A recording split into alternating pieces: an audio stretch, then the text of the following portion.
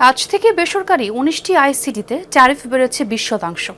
চট্টগ্রাম বন্দর চেয়ারম্যানের মধ্যস্থতায় ত্রিপক্ষীয় বৈঠকে এই সিদ্ধান্ত হয়। তবে বর্ধিত ট্যারিফ নিয়ে অসন্তোষ রয়েছে ব্যবসায়ীদের মধ্যে।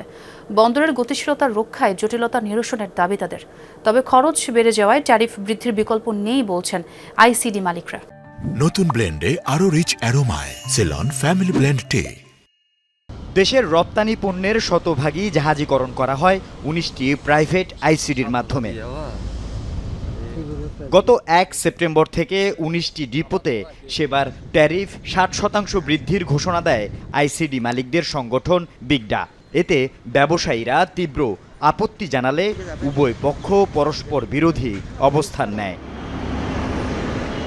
জটিলতা নিরসনে চট্টগ্রাম বন্দর চেয়ারম্যানের মধ্যস্থতায় ত্রিপক্ষীয় বৈঠকে সিদ্ধান্ত হয় ৩ জানুয়ারি থেকে আগামী ৬ মাস ২০% হারে বাড়তি ট্যারিফ আদায় করবে সব আইসিডি।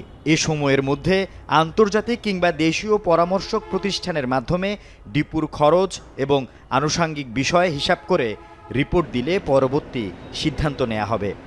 এটা ওনারা এগ্রি করেছেন, কাজে এটা নিয়ে আর কোনো দ্বিধাদ্বন্দ্ব নাই। আমরা ওনাদেরকে দুই পক্ষকেই সমঝোতায় আনতে পেরেছি যে 20% এখন আপনার বৃদ্ধি হবে।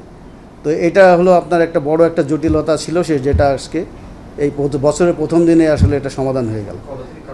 এটা কার্যকরী হবে যেদিন আমরা রেজলিউশনটা সাইন করব ওই দিন থেকে।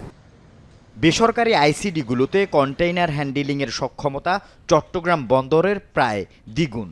আমদানি রফতানি বাণিজ্যের গতিশীলতা অনেকাংশে নির্ভর করে এসব ডিপোর কার্যক্রমের উপর। সার্বিক বিষয় বিবেচনা করে যৌক্তিক সমাধানের তাগিদ ব্যবসায়ী ও বন্দর ব্যবহারকারীদের। সবার জন্য ক্ষতিজনক হবে এবং ইম্পোর্টারেরা আমদানিকারক রপ্তানিকারক ক্ষতিগ্রস্ত হবে, এটা শুধু এক পক্ষ ভাবলেই হবে না, এটা স্টেক হোল্ডাররা মেনে নিতে হবে। আইসিডিগুলির পক্ষ থেকে 20% হ্যান্ডেলিং চার্জ বাড়ানোর ঘোষণা দেওয়া হয়েছে, যার ফলে চট্টগ্রাম বন্দরের আমদানি রপ্তানি খাতে খরচ আরও বেড়ে যাবে। এই বিষয়ে চট্টগ্রাম বন্দর এবং এনবিআর সব স্টেক হোল্ডারের সাথে বসে সহনীয় পর্যায়ে কিভাবে এই রেটটা নির্ধারণ করা যায় সে বিষয়ে একটা দৃঢ় সিদ্ধান্ত গ্রহণ করা উচিত বলে মনে করছি।